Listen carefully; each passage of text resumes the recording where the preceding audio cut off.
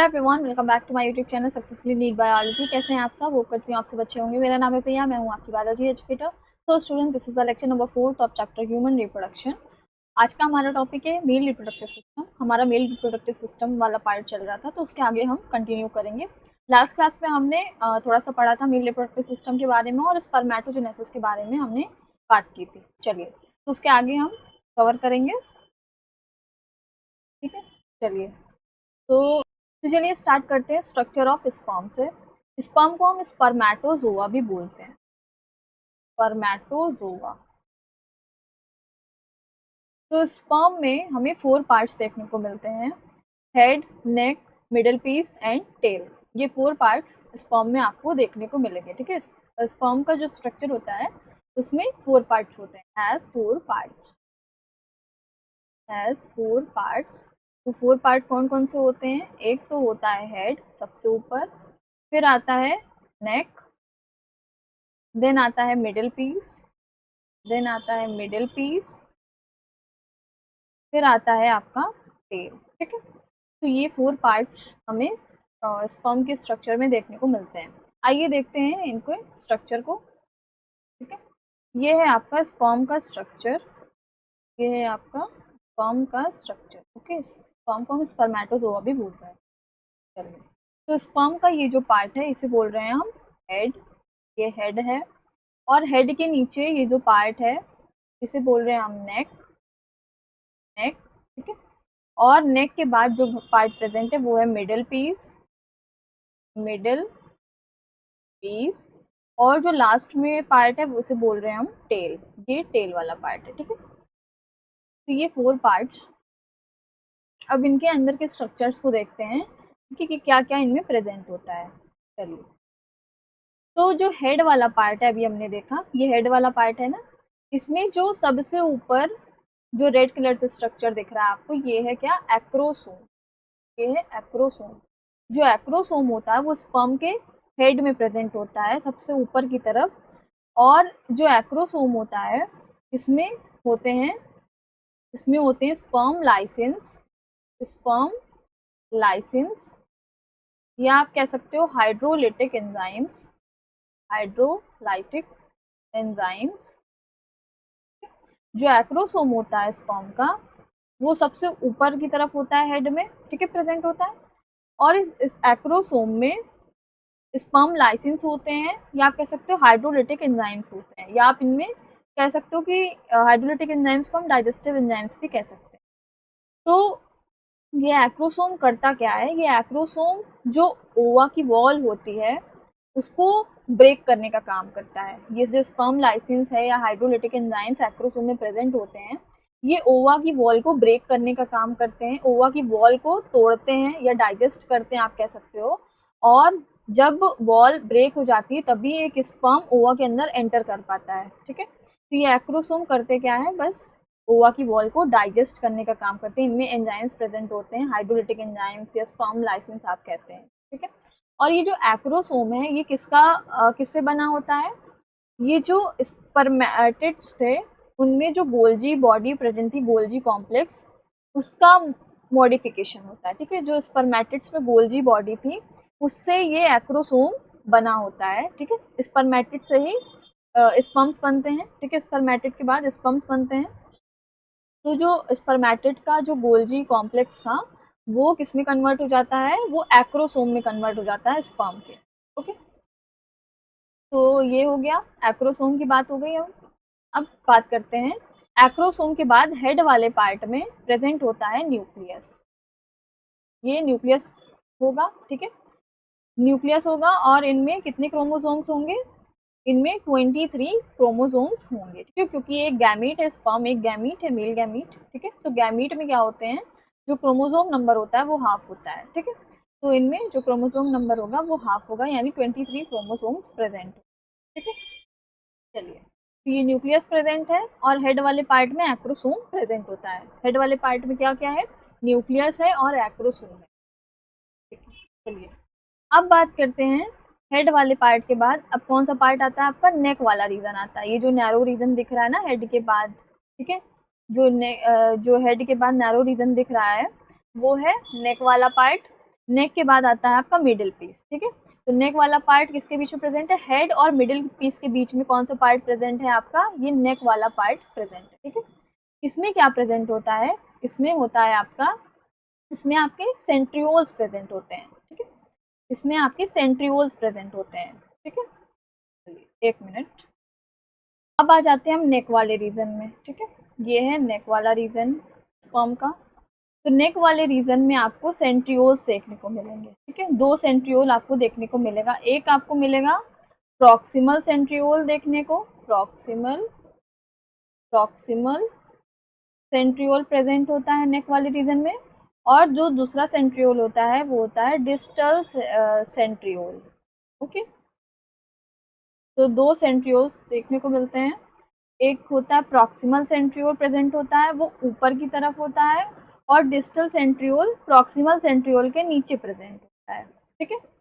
तो अब proximal centriole करता क्या है, प्रॉक्सिमल सेंट्रियोल जो जाइगोट बनता है उसमें जो पहली सेल डिवीजन है उसको ये प्रॉक्सिमल सेंट्रियोल कराता है, ठीक है। जैसे जाइगोट बनता है तो उनमें डिवीजन स्टार्ट होती है ना, 2 सेल बनते हैं, फिर 4 सेल बनते हैं, फिर 8 सेल बनते हैं, ऐसे ऐसे करके क्या होता है, जाइगोट डिवाइड करता है।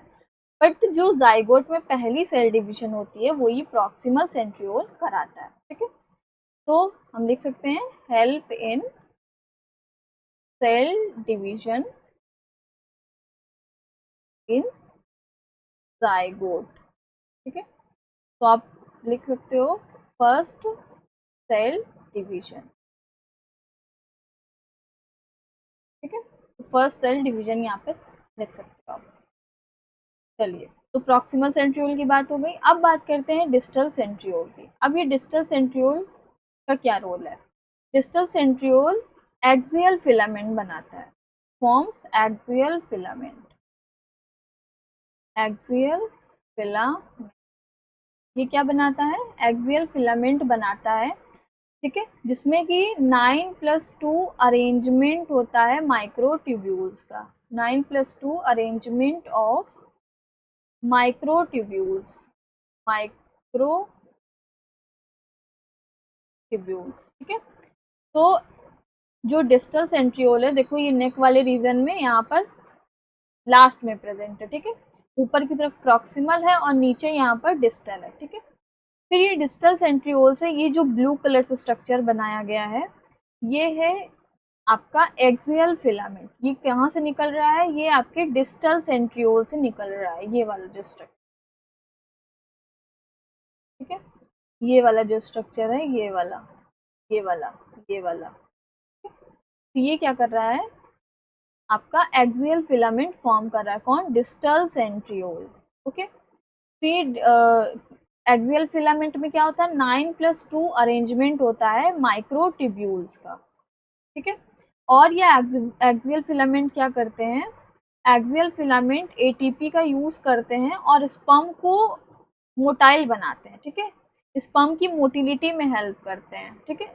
एटीपी का यूज करते हैं ये एक्सियल फिलामेंट, और मूवमेंट होता है इनमें, ठीक है। जब मूवमेंट होता है तभी स्पर्म क्या करता है, मूव कर पाता है, यानी मोटिलिटी में हेल्प करता है ये एक्सियल फिलामेंट। चलिए, अब हमारा नेक वाला रीजन भी कवर हो गया, अब हम आ जाते हैं मिडिल पीस पे। चलिए, ये जो पार्ट है, ये वाला जो पार्ट है, ये है मिडिल पीस, ये है मिडिल, ठीक है। चलिए, तो मिडिल पीस में देखो आप क्या क्या प्रेजेंट है, मिडिल पीस में क्या क्या प्रेजेंट है, एक तो आपका एक्सियल फिलामेंट प्रेजेंट है, ये देखो ब्लू कलर से स्ट्रक्चर, और ये जो येलो कलर से बनाया गया ये है माइटोकॉन्ड्रिया, ये क्या है, माइटोकॉन्ड्रिया स्पाइरल है, माइटोकॉन्ड्रियल स्पाइरल। माइटोकॉन्ड्रिया क्या होते हैं, स्पाइरली स्पर्म्स में अरेंज हो जाते हैं और इनका नंबर ज़्यादा होता है, ठीक है। माइटोकॉन्ड्रिया जो है स्पर्म्स में स्पाइरली यानी स्पाइरल फॉर्म में अरेंज हो जाते हैं, और इनका नंबर क्या होता है, स्पर्म में ज़्यादा होता है, क्योंकि स्पर्म को क्या रिक्वायरमेंट होती है, एटीपी की, यानी एनर्जी की बहुत ज़्यादा ज़रूरत होती है। जब एनर्जी मिलेगी तभी स्पर्म्स मूव कर पाएंगे, ठीक है। तो इसलिए क्या होता है, माइटोकॉन्ड्रिया का नंबर इसमें ज़्यादा होता है और माइटोकॉन्ड्रिया स्पायरली अरेंज्ड होते हैं। इस माइटोकॉन्ड्रिया को हम क्या बोलते हैं, नेबेनकन शीट भी बोलते हैं, नेबेनकन शीट। ठीक है, जो माइटोकॉन्ड्रिया स्पायरली अरेंज्ड है उन्हें हम नेबेनकन शीट भी बोलते हैं। चलिए, तो मिडिल पीस में क्या क्या प्रेजेंट है, आपका एक्सियल फिलामेंट प्रेजेंट है और क्या प्रेजेंट है, माइटोकॉन्ड्रिया, माइटोकॉन्ड्रियल स्पाइरल प्रेजेंट है। तो मिडिल पीस में क्या क्या प्रेजेंट है, एक्सियल फिलामेंट है, एक्सियल फिलामेंट है और क्या है, माइटोकॉन्ड्रिया प्रेजेंट है, माइटोकॉन्ड्रियल स्पाइरल आपका प्रेजेंट है। ठीक है, चलिए, तो ये वाली बात हो गई, हमने मिडिल पीस की बात करी। अब आ जाते हैं टेल वाले पार्ट में। अब ये जो है, ये है आपका टेल वाला पार्ट। ठीक है, तो टेल वाले पार्ट में देखो क्या प्रेजेंट है, टेल वाला जो ये टेल होती है स्पर्म की, वो फ्लैजुलम टेल होती है। ठीक है, फ्लैजुला में क्या होता है, वही माइक्रोट्यूब्यूल्स प्रेजेंट होते हैं। ठीक है, 9+2 अरेंजमेंट होता है माइक्रोट्यूब्यूल्स का। तो क्या क्या है, ये फ्लैजुलम टेल है। कैसी टेल है ये, स्पर्म में फ्लैजुलम टेल है। ठीक है, और जो ये डिस्टल सेंट्रियोल था, यहाँ से जो एक्सियल फिलामेंट निकला है, ये देखो कहाँ तक एक्सटेंड किया है, टेल तक एक्सटेंड किया है। तो टेल में आपके क्या प्रेजेंट है, टेल में आपके एक्सियल फिलामेंट प्रेजेंट है। ठीक है, टेल में आपके एक्सियल फिलामेंट प्रेजेंट है। और ये टेल कैसी होती है, स्पर्म में फ्लैजुलम टेल होती है। फ्लैजुला में 9+2 अरेंजमेंट होता है माइक्रोट्यूब्यूल्स का। ठीक है, और ये जो एक्सियल फिलामेंट है, ये क्या करते हैं, एटीपी का यूज करते हैं। ठीक है, एटीपी का यूज करते हैं और और क्या करते हैं, मूवमेंट कराते हैं। ठीक है, एटीपी का यूज करते हैं और मूवमेंट कराते हैं। जब ये एक्सियल फिलामेंट मूवमेंट कराते हैं, तो ये जो स्पर्म, ये जो टेल है, इनमें मोटिलिटी होती है, यानी ये स्पर्म क्या होते हैं, मूव करते हैं। ठीक है, इसकी वजह से, तो इसी को ये क्या करते हैं, जो एक्सियल फिलामेंट है वो मोटिलिटी में हेल्प करते हैं। चलिए, तो ये सारी चीजें हो गई। चलिए, तो कुल मिला के इनका पूरा ये जो स्ट्रक्चर है, ये हमने देख लिया।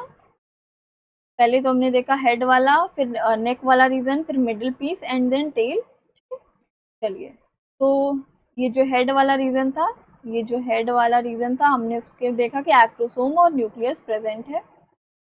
और उसके बाद हमने देखा कि नेक वाला रीजन आता है, फिर उसमें प्रॉक्सिमल सेंट्रियोल है, डिस्टल सेंट्रियोल है। प्रॉक्सिमल सेंट्रियोल सेल डिवीजन में हेल्प करता है, जाइगोट की जो पहली सेल डिवीजन है उसमें हेल्प करता है। जो डिस्टल सेंट्रियोल है, ये एक्सियल फिलामेंट फॉर्म करते हैं। एक्सियल फिलामेंट में 9+2 अरेंजमेंट होता है माइक्रोट्यूब्यूल्स का।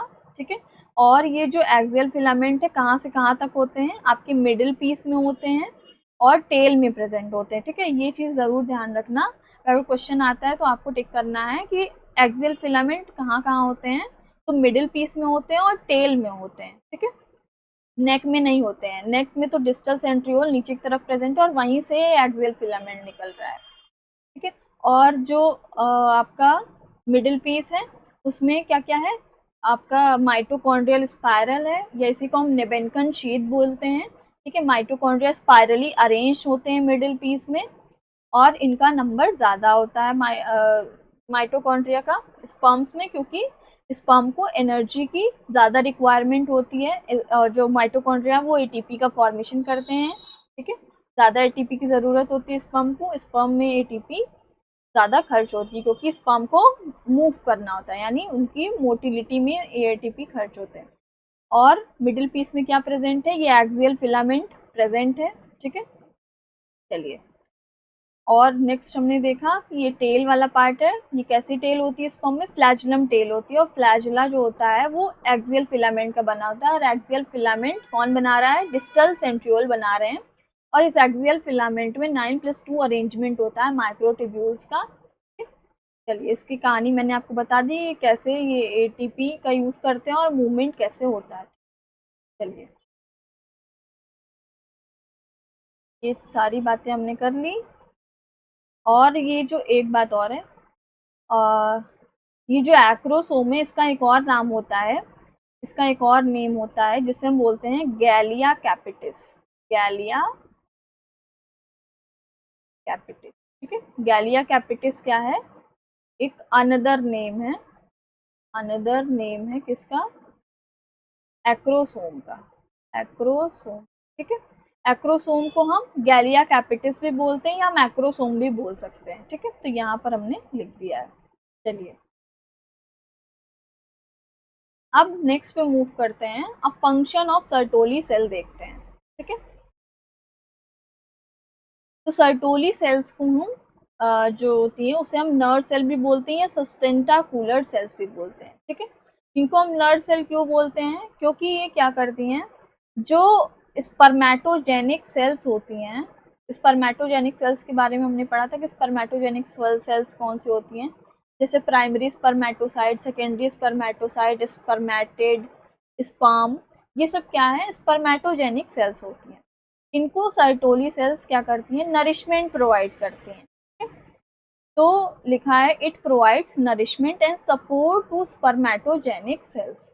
नरिशमेंट और सपोर्ट प्रोवाइड करती है किसको? स्पर्मेटोजेनिक सेल्स को। स्पर्मेटोजेनिक सेल्स हमने अच्छे से पढ़ा था अपने जो प्रीवियस क्लासेस हैं उसमें हमने पढ़ लिया था। अगर आपने नहीं देखा है तो प्लीज अगर जरूर देखना। तो अब देखते हैं, जैसे मान लो ये सर्टोली सेल है, जैसे मान लो ये सर्टोली सेल है, ठीक है। तो सर्टोली सेल जो है इसमें ऐसे ये सारे स्पर्मेटोजेनिक सेल्स एम्बेडेड होते हैं, यानी धसे हुए होते हैं और इनसे नरिशमेंट ले रहे होते हैं, ठीक है। इनमें ऐसे क्या बोलते हैं, इनमें देखो ये क्या है, ये मान लो ये है प्राइमरी स्पर्मेटोसाइट, ये है प्राइमरी स्पर्मेटोसाइट, ये है सेकेंडरी स्पर्मेटोसाइट और ये है मान लो स्पर्मेटिड, स्पर्मेटिड और ये क्या है? स्पर्म है, स्पर्म या स्पर्मेटोजोआ। तो सर्टोली सेल्स क्या करती हैं? सर्टोली सेल्स इन स्पर्मेटोजेनिक सेल्स को नरिशमेंट और सपोर्ट प्रोवाइड करती हैं। सर्टोली सेल में क्या होते हैं, ये स्पर्मेटोजेनिक सेल्स ऐसे एम्बेडेड होती हैं, यानी धसी हुई होती हैं और नरिशमेंट ले रही होती हैं, ठीक है। नरिशमेंट ले रही होती है। तो सर्टोरी सेल्स को इसीलिए हम क्या बोलते हैं? नर्स सेल, नर्स सेल भी बोलते हैं। नर्स सेल यानी कि देखभाल करती हैं स्पर्मेटोजेनिक सेल्स की, ठीक है। जैसे नर्सेस होती हैं ना हॉस्पिटल्स में, वो क्या करती हैं? पेशेंट्स की देखभाल करती हैं, ठीक है, उनकी केयर करती हैं। तो ये ऐसे ही सर्टोली सेल्स हैं, ये भी क्या करती हैं? स्पर्मेटोजेनिक सेल्स का ख्याल रखती हैं, इनकी केयर करती हैं, इन्हें नरिशमेंट प्रोवाइड करती हैं, ठीक है। इनकी सारी चीज़ें इनकी देखती हैं। चलिए अब बात करते हैं आगे। चलिए, तो जो हेड है स्पर्म का वो एम्बेडेड होता है सर्टोली सेल के अंदर, ठीक है। तो जो स्पर्म का हेड है ये देखो सर्टोली सेल के अंदर कैसा है, ये एम्बेडेड है। ये सारा जो है, जो हेड है सर्टोली सेल्स के अंदर एम्बेडेड है। किसका हेड? स्पर्म का हेड, ठीक है। और स्पर्म इस सर्टोली सेल से क्या कर रहा है? नरिशमेंट ले रहा है, ठीक है। चलिए अब क्या होता है कि जैसे ही ये स्पर्म्स का डेवलपमेंट कंप्लीट हो जाता है या ये मैच्योर हो जाते हैं, ठीक है, तो ये सर्टोली सेल्स क्या करती हैं? इन स्पर्म्स को रिलीज कर देती हैं। रिलीज कर देती हैं कहाँ पर? जो सेमिनिफेरस ट्यूब्यूल है उसके ल्यूमेन में, यानी बीच में क्या करती हैं? इनको रिलीज कर देती हैं, ठीक है। तो सर्टोली सेल्स देखो यहाँ पर लिख दिया मैंने, Sertoli cells now release these sperms and these sperms go out of seminiferous tubule. This process is called spermiation, ठीक है। तो होता क्या है कि जैसे ही, जैसे मान लो स्पर्म इन सर्टोली सेल से क्या कर रहे हैं? नरिशमेंट ले रहे हैं, ठीक है, और ये इनका डेवलपमेंट कंप्लीट हो गया, ठीक है, इनमें ये मेच्योर हो चुके हैं। तो ये सर्टोली सेल्स क्या करती हैं? स्पर्म को रिलीज कर देती हैं, ठीक है। स्पर्म्स इस सर्टोली सेल से बाहर निकलते हैं और कहाँ चले जाते हैं? सेमिनिफेरस ट्यूब्यूल के ल्यूमेन में चले जाते हैं, ठीक है। ल्यूमेन यानी बीच में चले जाते हैं। तो इस प्रोसेस को हम कहते हैं स्पर्मिएशन। जो सर्टोली सेल्स हैं वो रिलीज कर देती हैं स्पर्म्स को, किसमें? सेमिनिफेरस ट्यूब्यूल के ल्यूमेन में। इस प्रोसेस को हम कहते हैं स्पर्मिएशन, ठीक है। चलिए, और ये जो स्पर्म्स होते हैं कैसे होते हैं? यहाँ पर नॉन मोटाइल होते हैं, अभी ये फंक्शनली मैच्योर नहीं होते हैं, ठीक है, अभी ये नॉन मोटाइल होते हैं, ठीक है। चलिए इनमें मोटिलिटी नहीं होती है अभी भी, ठीक है। तो जब ये सर्टोली सेल स्पर्म को सेमिनिफरस ट्यूब्यूल के ल्यूमेन में रिलीज कर देती हैं, तो इस प्रोसेस को हम कह रहे हैं स्पर्मिएशन, ठीक है। अब क्वेश्चन हमारा ये है कि अब अगर नॉन मोटाइल स्पर्म्स हैं, उनमें मोटिलिटी नहीं है, ठीक है, तो ये स्पर्म सेमिनिफरस ट्यूब्यूल से आगे कैसे जाएंगे, ठीक है। अब हमारा क्वेश्चन ये है, तो सर्टोली सेल क्या करती है, एक फ्लूइड सिक्रेट करती है, ठीक है। सर्टोली सेल एक फ्लूइड सिक्रेट करती है, सिक्रेशन करती है फ्लूइड का, जो स्पर्म को आगे बहा करके कहाँ ले जाता है, सेमिनिफरस ट्यूब्यूल से बाहर लेकर के जाता है डक्ट्स में, ठीक है।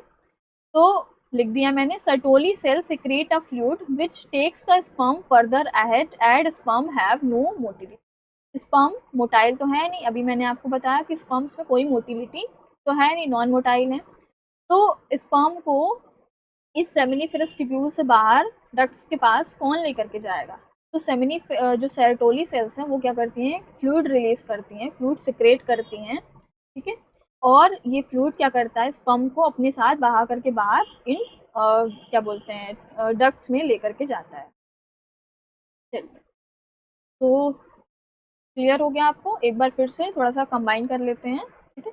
सर्टोली सेल को हम नर्व सेल या सस्टेंटाकुलर सेल्स भी बोलते हैं, ठीक है। नर्व सेल क्योंकि ऐसी सेल जो स्पर्मेटोजेनिक सेल्स का केयर करती हैं, देखभाल करती हैं और उन्हें नरिशमेंट प्रोवाइड करती हैं, तो इसलिए हम नर्व सेल भी बोल रहे हैं। It provides nourishment and support to spermatogenic cells. Spermatogenic cells कौन सी होती है, हमने पढ़ा था कि स्पर्मेटोजेनिक सेल्स में जैसे प्राइमरी स्पर्मेटोसाइट, सेकेंडरी स्पर्मेटोसाइट हो गया, स्पर्मेटिड हो गया, स्पर्म्स हो गए, ये सारे स्पर्मेटोजेनिक सेल्स होते हैं, इनको ये नरिशमेंट देती हैं। चलिए, अब जो स्पर्म का हेड होता है वो सर्टोली सेल के अंदर एम्बेडेड होता है, और जो स्पर्म होता है वो यहाँ पर डेवलप हो रहा होता है, सर्टोली सेल से नरिशमेंट लेता है और अपने आप को क्या करता है, डेवलप करता है, ठीक है, मैच्योर करता है।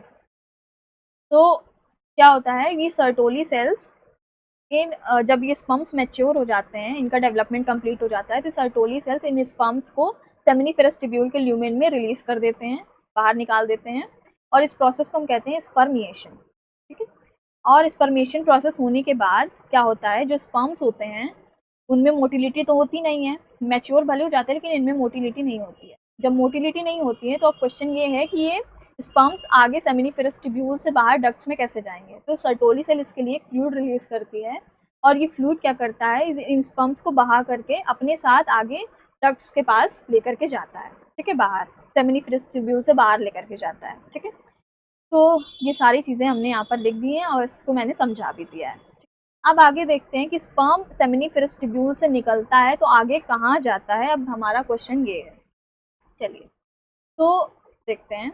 अब ये है टेस्टिस का स्ट्रक्चर है टेस्टिस, ठीक है। चलिए, तो यहाँ पर ये कवरिंग्स हमने बनाई है, और यहाँ पर अंदर एक टेस्टिस में 250 टेस्टिकुलर लोब्यूल्स या कंपार्टमेंट्स प्रेजेंट होते हैं, ठीक है, हमें पता है, हमने पढ़ा था।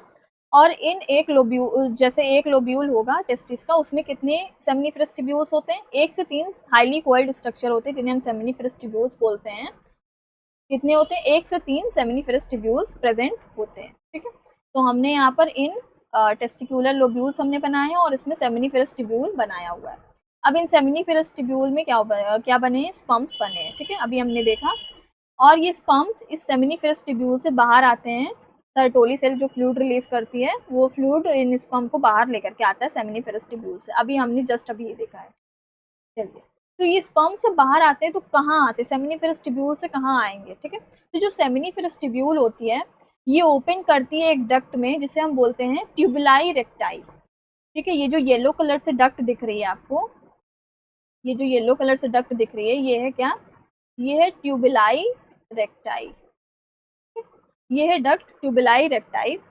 सेमिनिफेरस ट्यूब्यूल्स इस डक्ट में ओपन करते हैं जिसको हम बोलते हैं ट्यूबुलाई रेक्टाई, और स्पर्म सेमिनिफेरस ट्यूब्यूल से निकल के इन ट्यूबुलाई रेक्टाई में आते हैं, ठीक है। चलिए, अब ट्यूबुलाई रेक्टाई हमने देख लिया, ठीक है, ट्यूबुलाई रेक्टाई देख लिया। अब ये ट्यूबुलाई रेक्टाई किस में ओपन करेगा, ट्यूबुलाई रेक्टाई एक नेटवर्क जैसा स्ट्रक्चर होता है, ठीक है, जिसको बोलते हैं हम रेटी टेस्टिस, ठीक है। ये एक डक्ट होती है जिसको बोलते हैं हम रेटी टेस्टिस। रेटी मतलब होता है जाल, नेटवर्क, ठीक है, जाल होता है। और ये टेस्टिस में प्रेजेंट होता है, ठीक है। तो हम इसको कहते हैं रेटी टेस्टिस। तो ट्यूबुलाई रेक्टाई किसमें ओपन करती है, एक स्ट्रक्चर है जिसमें ओपन करती है, उसको बोलते हैं हम रेटी टेस्टिस। रेटी टेस्टिस एक जाल जैसा स्ट्रक्चर होता है, ठीक है। ये डक्ट्स जैसे होती हैं वो जाल की फॉर्म में प्रेजेंट होती है, ठीक है, जाल होता है जैसा।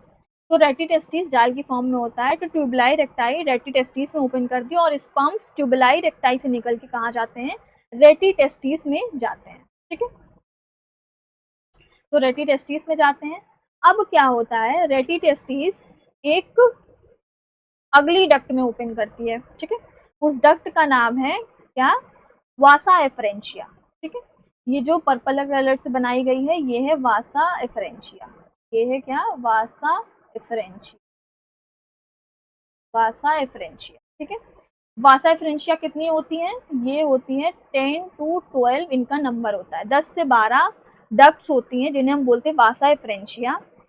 और जो ट्यूबुलाई रेक्टाई है वो ओपन करता है किसमें, रेटी टेस्टिस में। अब रेटी टेस्टिस किसमें ओपन करती है, वासा एफरेंशिया में ओपन करती है। वासा एफरेंशिया एक डक्ट है जो कि 10 to 12 इन नंबर होती है, 10 से 12 इनका नंबर होता है, ठीक है। तो रेटी टेस्टिस से जो स्पर्म है वो किसमें जाते हैं, वासा एफरेंशिया में जाते हैं, ठीक है, वासा एफरेंशिया में जाते हैं। अब ये वासा एफरेंशिया किसमें ओपन करती है, ये ओपन करती है एक ऑर्गन में, ठीक है, जिसको हम बोलते हैं एपिडिडाइमिस। वासा एफरेंशिया किसमें ओपन करती है, एपिडिडाइमिस में ओपन करती है, एपिडिडाइमिस में ओपन करती है, ठीक है। एपिडिडाइमिस क्या है, एक ऑर्गन है और इसमें डक्ट्स प्रेजेंट होती हैं, ठीक है, इनमें डक्ट्स प्रेजेंट होती हैं जिसे हम डक्टस एपिडिडाइमिस कहते हैं। एपिडिडाइमिस में ओपन करती कौन, वासा एफरेंशिया एपिडिडाइमिस में ओपन करती है। तो जो स्पर्म्स हैं वो वासा एफरेंशिया से किस में जाते हैं, एपिडिडाइमिस में जाते हैं, ठीक है। और एपिडिडाइमिस में डक्ट्स प्रेजेंट होती है। एपिडिडाइमिस एक ऑर्गन है जिसमें डक्ट्स प्रेजेंट होती है जिसको हम बोलते हैं डक्टस एपिडिडाइमिस, ठीक है। चलिए, तो अब आगे बात करते हैं, अब थोड़े से पॉइंट्स देख लेते हैं फिर उसके आगे की बात करते हैं, तो आगे ज़्यादा आपको क्लियर हो जाएगा। तो देखा है मैंने, seminiferous tubule open in tubuli recti also called straight ductules, ठीक है। तो सेमिनिफेरस ट्यूब्यूल किसमें ओपन किया, ट्यूबुलाई रेक्टाई में ओपन किया, और इसी को हम क्या कहते हैं, स्ट्रेट डक्ट्यूल्स भी कहते हैं, इसी को हम स्ट्रेट डक्ट्यूल्स भी कहते हैं। चलिए, ठीक है, क्लियर हो गया। तो कहाँ गया, हाँ, स्ट्रेट डक्ट्यूल्स भी कहते हैं हम ट्यूबुलाई रेक्टाई को, ठीक है। सेमिनिफेरस ट्यूब्यूल से स्पर्म निकल के कहाँ जाते हैं, ट्यूबुलाई रेक्टाई में जाते हैं, और ट्यूबुलाई रेक्टाई डक्ट है उसको हम स्ट्रेट डक्ट्यूल्स भी बोलते हैं। चलिए, इतनी चीज़ें पॉइंट क्लियर हो गया। चलिए, अब क्या होगा, ये ट्यूबुलाई रेक्टाई किसमें ओपन करता है, एक नेटवर्क जैसा स्ट्रक्चर होता है, ठीक है, रेटी टेस्टिस नेटवर्क होता है डक्ट का, उसको हम बोलते हैं रेटी टेस्टिस।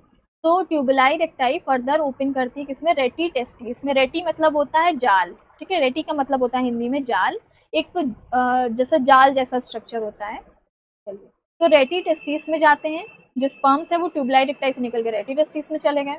अब ये रेटी टेस्टिस किसमें ओपन करती हैं, रेटी टेस्टिस ओपन करती हैं किसमें, वासा एफरेंशिया में ओपन करती है। वासा एफरेंशिया एक डक्ट है जो कि 10 to 12 इनका नंबर होता है, 10 से 12 प्रेजेंट होती हैं ये, ठीक है। तो रेटी टेस्टिस स्पर्म किसमें मूव करते हैं, 10 से 12 वासा एफरेंशिया में मूव करते हैं। वासा एफरेंशिया डक्ट है।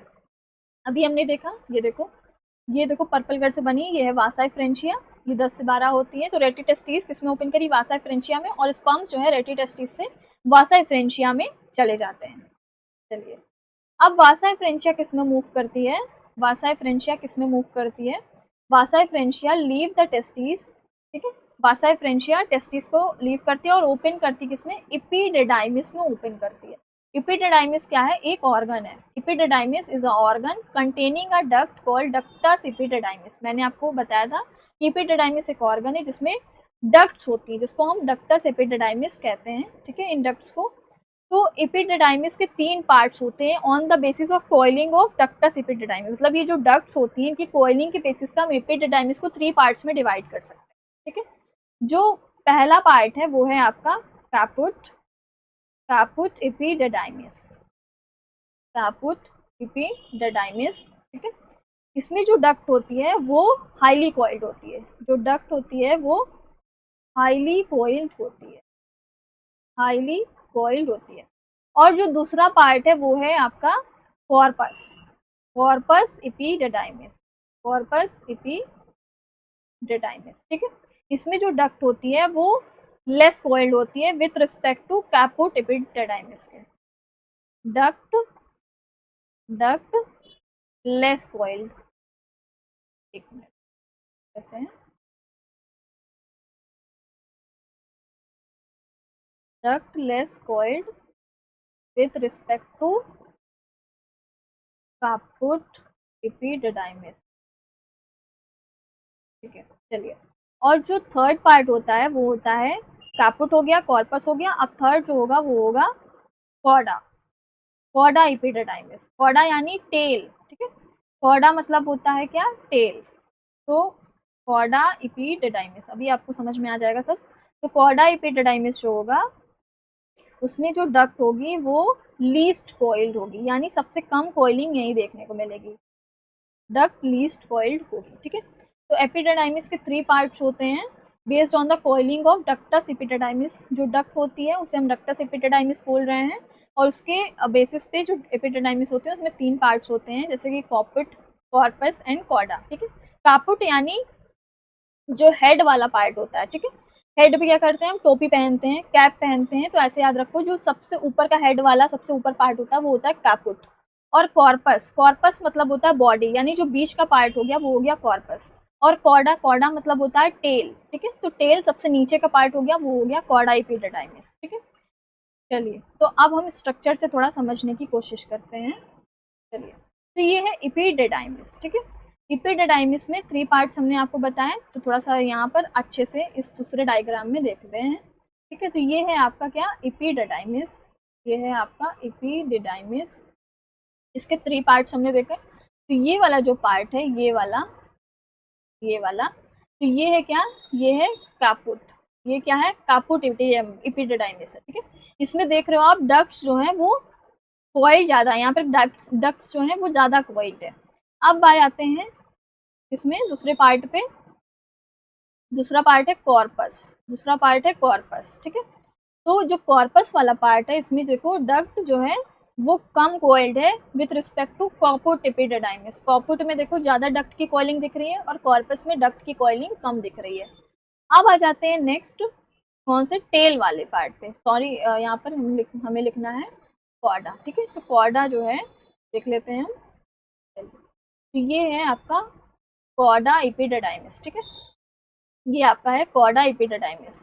तो 3 पार्ट्स हो गए एपिडिडाइमिस के, कॉपुट, कॉर्पस और कॉर्डा। कॉपुट मतलब सबसे ऊपर का हेड वाला पार्ट हो गया, कॉर्पस यानी बीच का बॉडी वाला पार्ट हो गया, और कॉर्डा यानी टेल वाला पार्ट, ठीक है।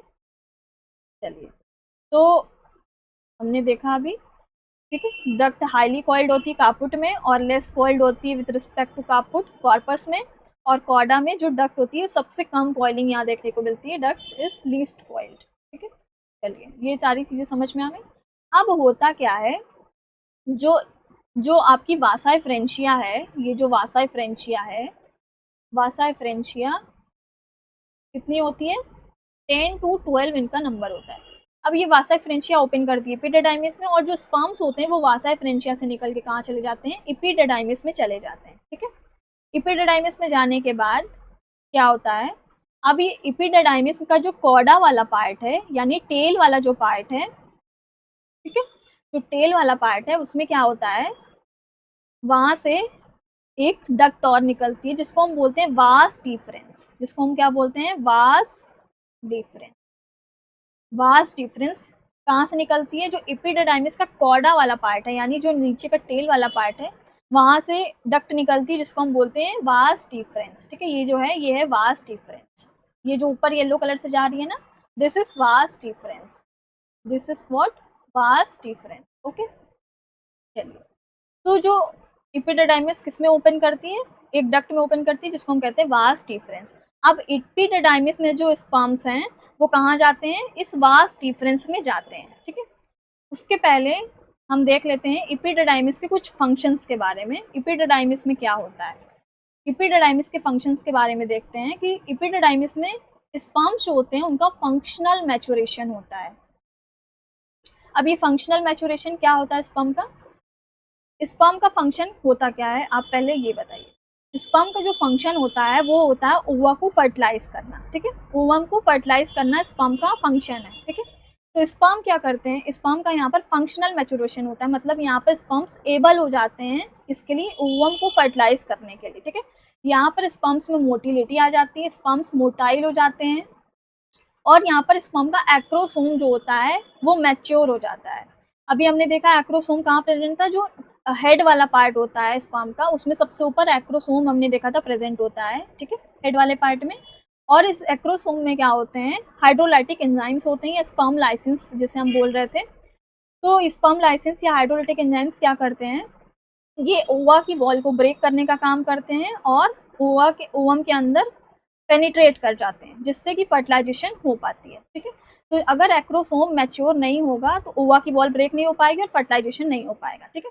तो एपिडिडाइमिस में क्या होता है, जो स्पर्म्स होते हैं वो मोटाइल हो जाते हैं, मोटिलिटी अटेन कर लेते हैं, ठीक है। जो स्पर्म्स थे अभी तक नॉन मोटाइल थे, हमने अभी देखा था सेमिनिफेरस ट्यूब्यूल से जो स्पर्म्स प्रेजेंट थे वो नॉन मोटाइल थे, ठीक है। तो यहाँ पर क्या होते हैं, स्पर्म्स मोटाइल हो जाते हैं एपिडिडाइमिस में, इनमें मोटिलिटी आ जाती है, यानी ये मूव करने के लिए कैपेबल हो जाते हैं, और इनका एक्रोसोम मैच्योर हो जाता है। कुल मिला के कह सकते हैं कि sperms attain ability to fertilise the ovum, sperms able हो जाते हैं ओवम को फर्टिलाइज करने के लिए, ठीक है। चलिए, और क्या होता है, स्पर्म्स यहाँ पर टेम्परेरी स्टोर भी होते हैं, कुछ समय के लिए यहाँ पर स्पर्म जो होते हैं वो टेम्परेरी स्टोर होते हैं। तो ये इसका फंक्शन है एपिडिडाइमिस का। चलिए, तो दो फंक्शंस हैं, तो इसको आप ध्यान रखना, ठीक है। चलिए, तो अब क्या होता है, अब जो स्पर्म है इस एपिडिडाइमिस से निकल के कहाँ जाते हैं, वास डिफरेंस में जाते हैं। एपिडिडाइमिस किस में ओपन करती है, वास डिफरेंस में ओपन करती है, और ये वास डिफरेंस कहाँ जाती है, ऊपर लोअर एब्डोमिनल कैविटी की तरफ जाती है, जहाँ पर हमारा यूरिनरी ब्लैडर होता है, ठीक है। चलिए आगे बढ़ते हैं। तो स्पर्म कहाँ जाएंगे, एपिडिडाइमिस से वास डिफरेंस में चले जाएंगे, ठीक है। और ये वास डिफरेंस देखो, ये ऊपर की तरफ जा रही है, और ये हमने देखा था वास डिफरेंस स्पर्मेटिक कॉर्ड में भी प्रेजेंट थी, ठीक है। चलिए, तो आगे बढ़ते हैं। अब देखो क्या होता है, जो एपिडिडाइमिस में जो डक्ट्स हैं, यानी डक्टस एपिडिडाइमिस, और जो वास डिफरेंस होते हैं, वास डिफरेंस है जो, उसमें क्या होते हैं, स्मूथ मसल्स होते हैं, स्मूथ मसल्स होते हैं, और ये स्पर्म को ऊपर ले जाने का काम करते हैं, ठीक है, आगे इनके बढ़ाने में काम करते हैं, ठीक है। स्पर्म मोटाइल भले हो जाते हैं एपिडिडाइमिस में, ठीक है, फंक्शनली मेच्योर हो जाते हैं, लेकिन जो एपिडिडाइमिस होती है और वास डिफरेंस होती है, ठीक है, वो स्पर्म को क्या करती है, स्पर्म को आगे मूव करवाती है, ठीक है। स्पर्म को कहती है कि यहाँ पर तुम अपनी एनर्जी खर्च मत करो, ठीक है, अपनी मोटिलिटी यहाँ पर मत दिखाओ, नहीं तो फीमेल रिप्रोडक्टिव ट्रैक में तुम किसी काम के नहीं रहोगे, ठीक है। तो स्पर्म को क्या है, अपनी मोटिलिटी बचा के रखनी है, जो कि फीमेल रिप्रोडक्टिव ट्रैक में काम आएगी, ठीक है।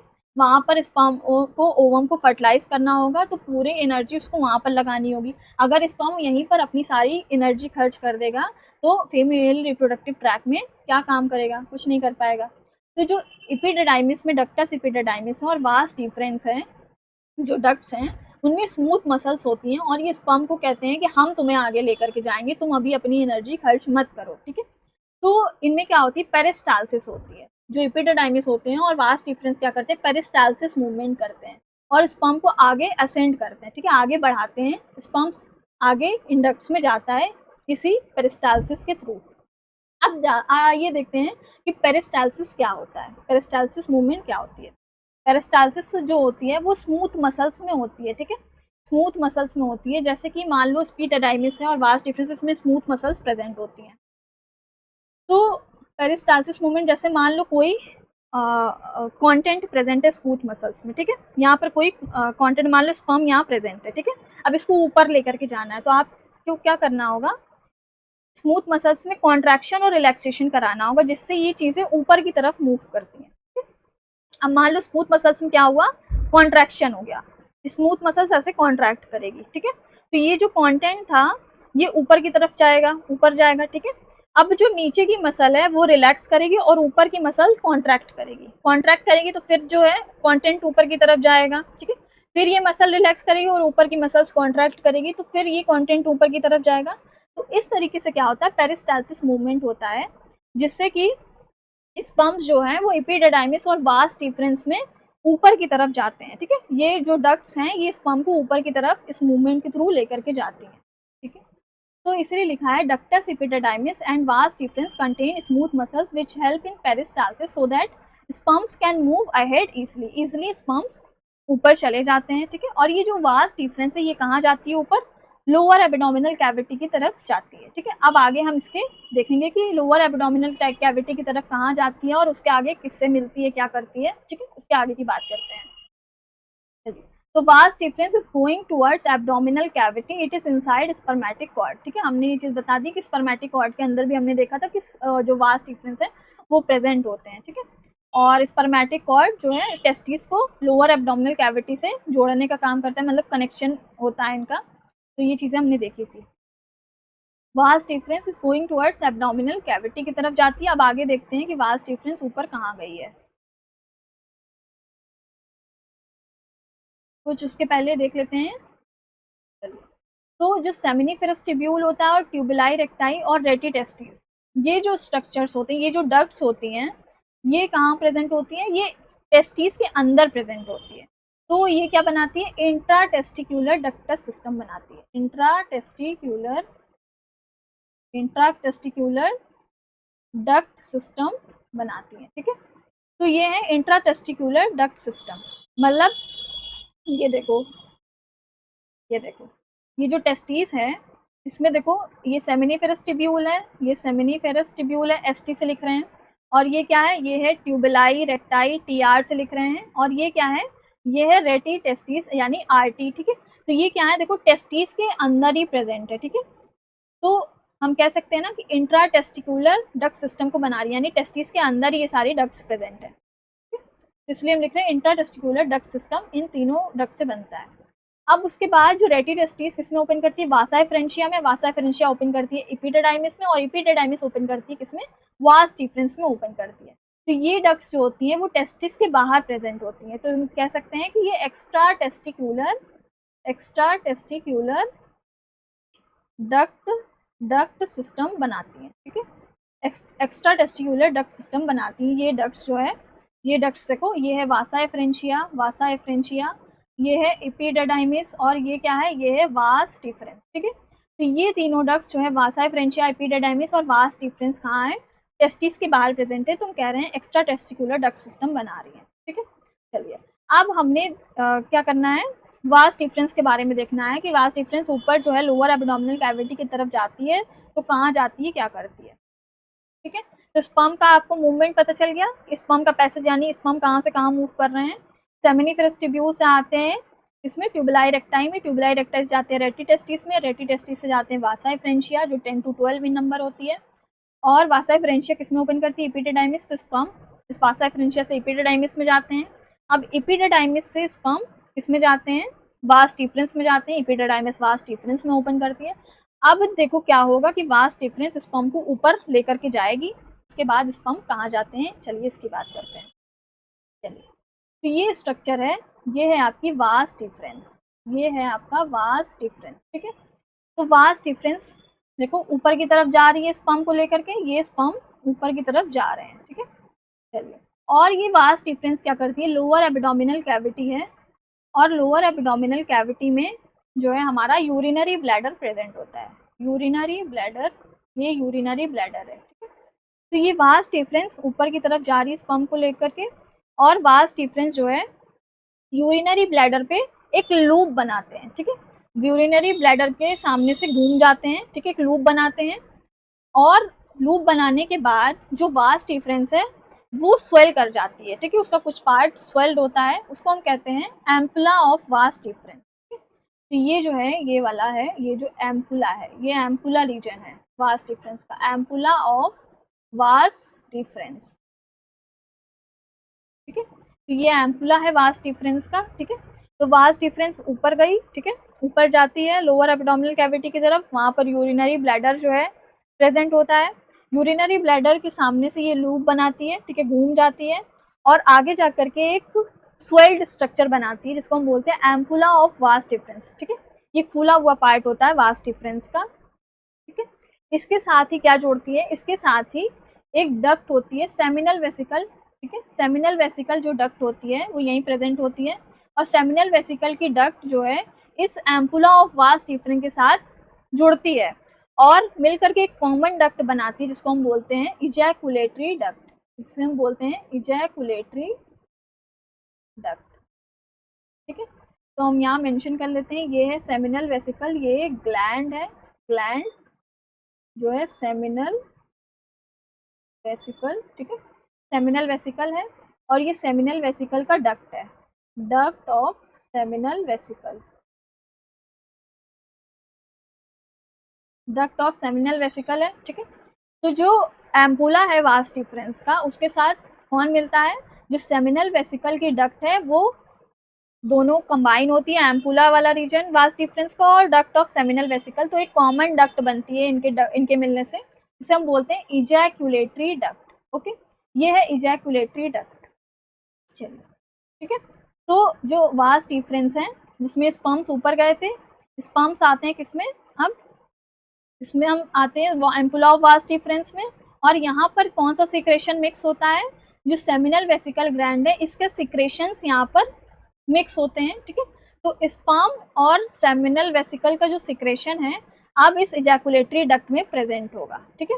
वास डिफरेंस में पहले तो केवल स्पर्म्स थे, ठीक है, स्पर्म टेस्टिस से आ रहे थे ऊपर की तरफ, तो अब क्या होगा, अब यहाँ पर इजैकुलेटरी डक्ट में क्या होगा, सेमिनल वेसिकल का जो फ्लूइड है वो भी प्रेजेंट होगा, क्योंकि सेमिनल वेसिकल की डक्ट और एम्पुला जो रीजन है वो मिलकर के इजैकुलेटरी डक्ट बनाया है, और इस इजैकुलेटरी डक्ट में क्या है, सेमिनल वेसिकल का फ्लूइड भी प्रेजेंट है स्पर्म के साथ साथ, ठीक है।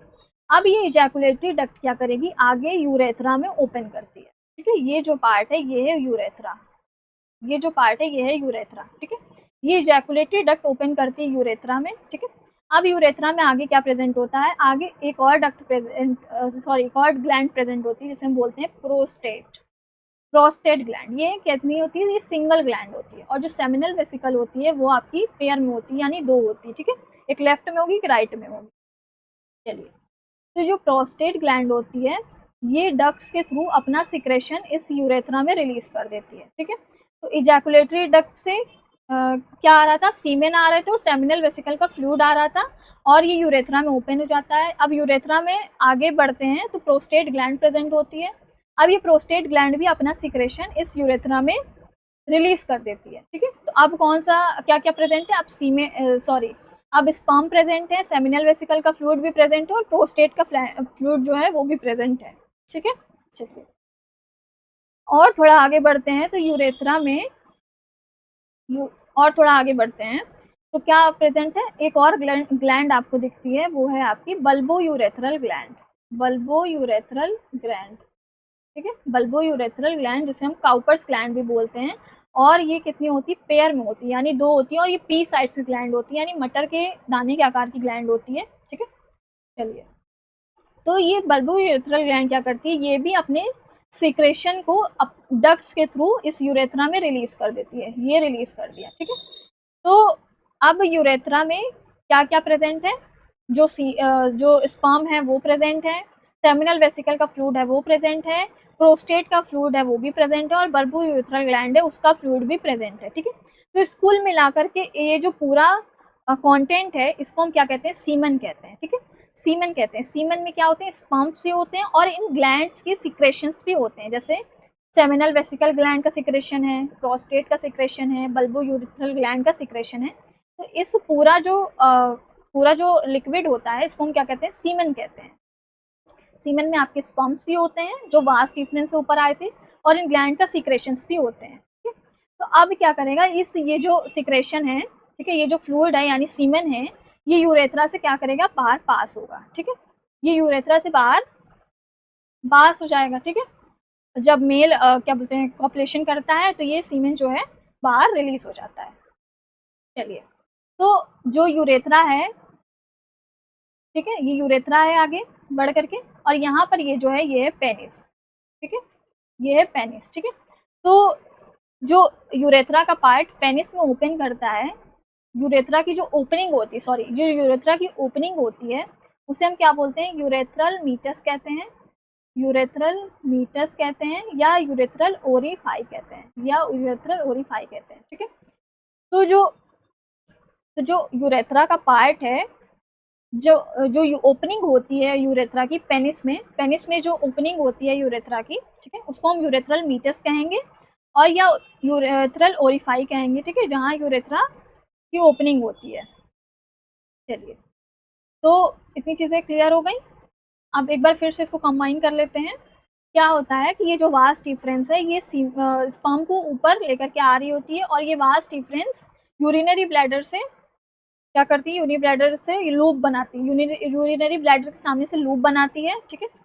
और क्या करती है, आगे जा करके एक स्वेल्ड स्ट्रक्चर बनता है वास्ट डिफरेंस का, जिसको हम कहते हैं एम्पुला ऑफ वास्ट डिफरेंस।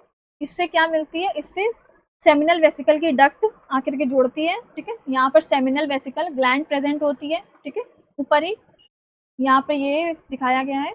तो जो डक्ट होती है सेमिनल वेसिकल की और एम्पुला ऑफ वास्ट डिफरेंस जब मिलते हैं, ठीक है, और ये सेमिनल वेसिकल्स अपनी सिक्रेशन को इस डक्ट के थ्रू रिलीज कर देती है, तो क्या बनता है, इजैकुलेटरी डक्ट बनता है। इस इजैकुलेटरी डक्ट में स्पर्म्स भी होते हैं और जो सिक्रेशन होता है सेमिनल वेसिकल का वो भी प्रेजेंट होता है। अब ये इजैकुलेटरी डक्ट ओपन करती है यूरेथ्रा में आगे, ठीक है। यूरेथ्रा जो है मेल में कॉमन पैसेज होता है यूरिन के लिए भी और सीमेन के लिए भी। यहीं से यूरिन भी जो है मेल पास करता है और यहीं से सीमेन भी निकलता है, ठीक है। तो जो इजैकुलेटरी डक्ट है किसमें ओपन करेगी, यूरेथ्रा में ओपन करती है, ठीक है।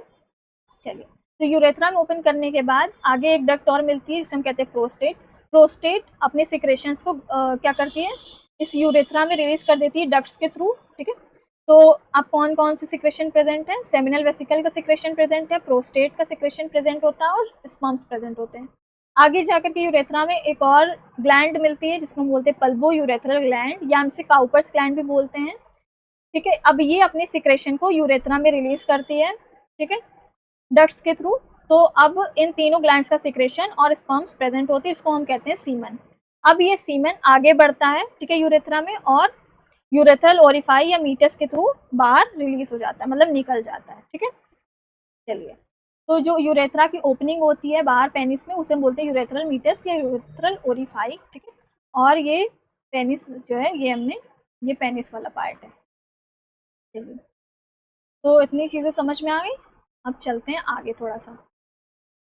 तो लिख दिया हमने वास्ट डिफरेंस मूव या गो टुवर्ड्स एब्डोमिनल कैविटी, ऊपर की तरफ जाती है upwards and it loops over urinary bladder, ठीक है।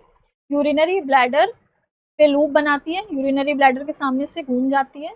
Further vas deferens gets dilated और स्वेल्ड, जो वास्ट डिफरेंस होती है फिर आगे जाकर के डायलेट हो जाता है उसका पार्ट या स्वेल कर जाती है, जिससे बनता है एम्पुला ऑफ वास्ट डिफरेंस, ठीक है। जो स्वेल्ड पार्ट होता है एम्पुला जो वास्ट डिफरेंस का उसको हम बोलते हैं एम्पुला ऑफ वास्ट डिफरेंस। अब जो एम्पुला होता है वास्ट डिफरेंस का वो किसके साथ मिलता है, डक्ट ऑफ सेमिनल वेसिकल और एक कॉमन डक्ट बनती है, इसको हम बोलते हैं ejaculatory duct.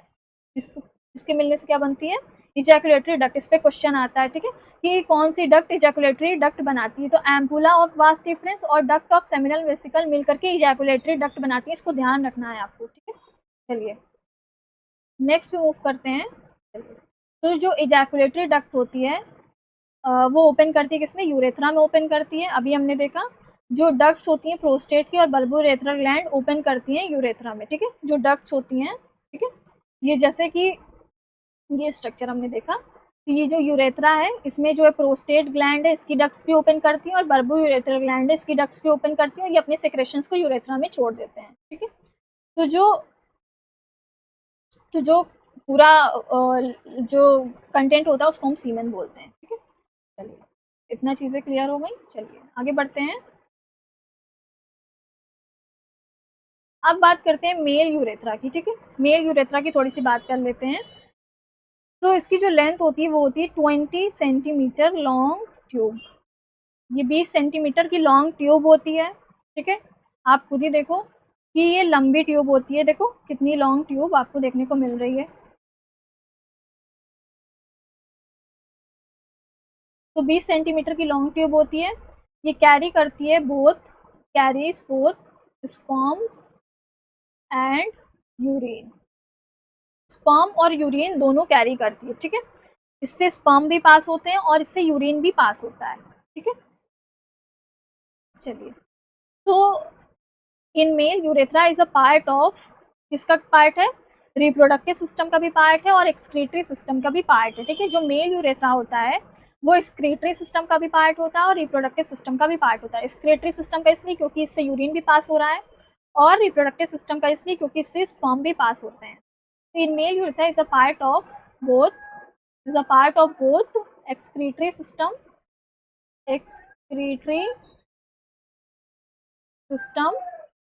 as well as reproductive system, ठीक है। तो जो मेल यूरेथ्रा होता है वो पार्ट होता है किसका, एक्सक्रीटरी सिस्टम और रिप्रोडक्टिव सिस्टम दोनों का पार्ट होता है। और जो मेल यूरेथ्रा होती है वो काफ़ी बड़ी होती है फीमेल यूरेथ्रा से, ठीक है। जो मेल यूरेथ्रा होती है वो तो 20 सेंटीमीटर लॉन्ग ट्यूब, और जो फीमेल यूरेथ्रा होती है वो ओनली 4 सेंटीमीटर लॉन्ग ट्यूब होती है, ठीक है। केवल 4 सेंटीमीटर लंबी होती है, इसीलिए फीमेल्स में अक्सर यूटीआई का केस ज़्यादा देखने को मिलता है, ठीक है, यूरिनरी ट्रैक इन्फेक्शन, क्योंकि इनकी जो यूरेथ्रा होती है काफ़ी शॉर्ट होती है। और मेल यूरेथ्रा जो है बड़ी होती है फीमेल यूरेथ्रा से, ठीक है। चलिए, तो ये सारी चीज़ें हमने क्लियर कर ली, मेल यूरेथ्रा फीमेल यूरेथ्रा हमने देख लिया, और क्या है, और क्या क्या है, तो इतनी चीज़ें हमने कवर कर ली। आई होप आपको क्लियर हो गया होगा जो मैंने समझाने की कोशिश की है। तो आज के लिए बस इतना ही, मिलते हैं नेक्स्ट वीडियो में, ठीक है। Thank you, all the best. अब हम नेक्स्ट वीडियो में मिलेंगे, ठीक है। अब अगला जो है मेल रिप्रोडक्टिव सिस्टम का एक और लेक्चर बचा हुआ है, देन मेल रिप्रोडक्टिव सिस्टम आपका खत्म हो जाएगा। चलिए, तो bye bye, thank you, all the best. अगर चैनल को सब्सक्राइब नहीं किया तो प्लीज़ चैनल को सब्सक्राइब जरूर करना। चलिए, बाय बाय।